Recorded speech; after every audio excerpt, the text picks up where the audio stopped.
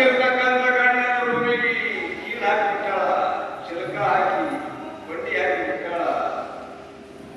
ಹಣ್ಣೀರು ತೊಗೊಂಡು ತೆರಿ ಮ್ಯಾಲ ಮೈ ತೊಳ್ಕೊಂಡಳ, ಅಡಿಗೆ ಮಾಡಬೇಕಾದ್ರು ಮಾಡ್ಯಾಳ, ಅಡಿಗೆ ಮಾಡ್ಯಾಳ. ಪುಣ್ಯಾತ್ಮ ಒಬ್ಬ ಇದ್ರೆ ಹಣ್ಣು ಬೀಸ ಹೋಗೇವಿ. ಆಕಿ ಏನ್ ಮಾಡ್ತಾರೆ ಜೋಳ ಬೀಸ್ಬೇಕು, ಏನ್ ಹಾಡ್ಬೇಕು.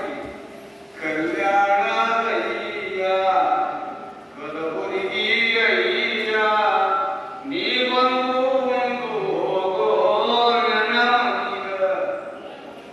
ಕಲ್ಯಾಣದಯ್ಯ ಕಲಬುರಗಿ ಅಯ್ಯ ನೀ ಬಂದು ಒಂದು ಹೋಗೋ ನನ್ನ ಮನೆಗ. ಯಪ್ಪ ಊರೆಲ್ಲ ಭಿಕ್ಷೆ ಬೇಕನ್ನು ಉಂಡು ಹೋಗ್ತಕ್ಕಂಥವ್ರು ಈ ಊರಾಗ ಯಾರು ಎಷ್ಟು ಮಂದಿ ಕೇಳಿದ್ರು ಊಟ ಮಾಡಲಾಗಿದ್ದರಪ್ಪ. ಈ ಪುಣ್ಯಾತ್ಮಗಳು ಅಪ್ಪನ ಮಗಳು ಹಾಡಿ ಕರಿತಾ ಇದ್ದಾಳಪ್ಪ ಅಂತ ಹೇಳಿ ಹೋಗಿ ಅಡ್ಡ ಅವಾಗ ಬಿಸಾಲ ಬಿಟ್ರು. ನೀ ಯಾರು? ಕಲ್ಯಾಣ ನೋಡಿ ಯಾರಕ್ಕ ಬಂದೀರಿ? ಯಾವ ಮುಂದೆ ಹೋಗ್ಬೇಕಿದ್ದಲ್ಲ ಊಟ ಮಾಡಲು ಬಂದೀನಿ.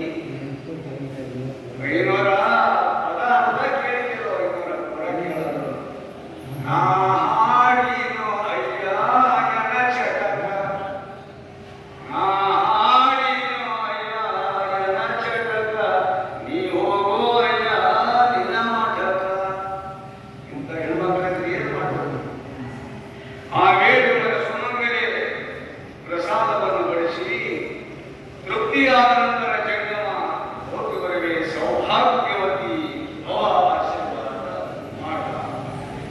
ಸ್ವಾಮಿ ಯೋಗಿಯ ಮಾತು ಸುಳ್ಳಾಗಿದ್ದಲ್ಲ ಮಗಳೇ, ಪರಮಾತ್ಮನ ಮಾತು ಸುಳ್ಳಾಗಬಹುದು.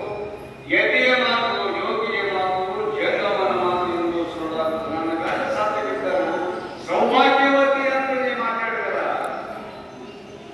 ಸೌಭಾಗ್ಯವತಿ ಅಂತ ನೀ ಬಂದೆಲ್ಲ ಸುಳ್ಳಾಗಿದ್ದಲ್ಲ. ಅಂದಾಗ ನಿನ್ನ ಗಂಡ ವ್ಯವಸ್ಥೆ ಅಂತ ಹೇಳಿ ಪರಮಾತ್ಮ ಅಂತರ್ಮಾಯಿಯಾಗಿ ಹೋದ.